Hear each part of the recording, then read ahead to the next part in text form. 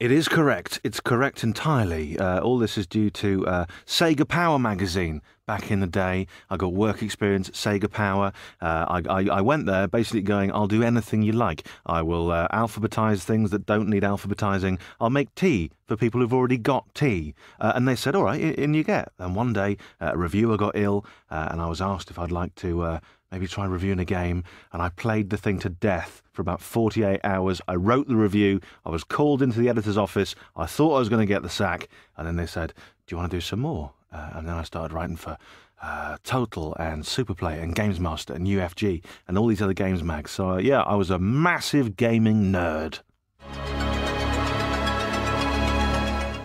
I got this part in Assassin's Creed 2 when I went to the Video Games BAFTAs and I was asked to present an award, and I could bring someone. So I took my friend Mikey from school, who essentially has now a museum of all the consoles of the past, including the really rubbish ones like the Game Gear and the Dreamcast and the Jaguar, things like that. He's got everything. And I thought it'd be a brilliant thing for him. So we're like wandering around and he's running up to games designers and shaking their hands.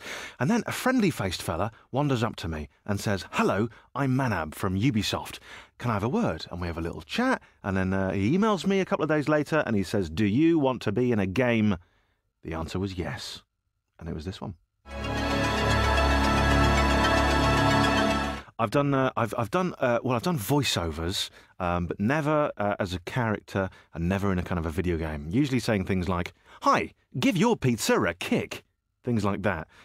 So, you know, I can't really get away with that for the entire duration of a game, I've slowly realised. But I tried to model this character, the historian, on myself. I was a little bit dubious when Manab sent the script over and he said, it could have been written for you, you're perfect for it. And I opened it up and it said, sad, nerdy, angry, lonely man.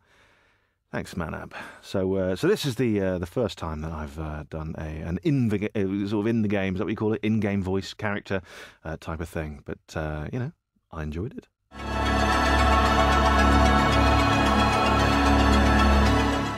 I was aware of the world of Assassin's Creed. It's beautiful, isn't it? It's just an incredible game.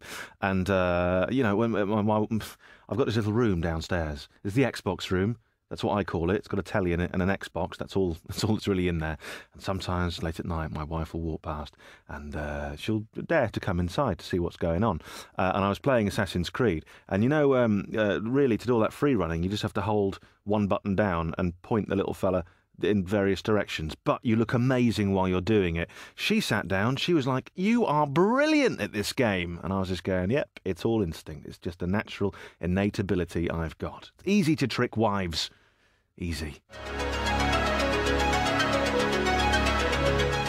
I was allowed to improvise from time to time, you know, in the way that the historian might. So every now and again I get to muck about. But then there are all the very serious things where I have to impart information in quite an important voice and, you know, pretend that I can actually pronounce things in Italian. Kind of going, Viera Palazzi de Ferezzi, he is a big man who lives near a river. So I'd have to do things like that. But then I was also allowed to mess around a bit and bring the historian to life.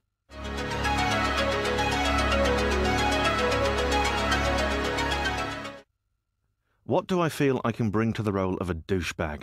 I sense that's a loaded question somehow. Again, I think that probably why I was asked to be involved in the first place. They went, what douchebags have we got? Any British Wallace, get us Wallace.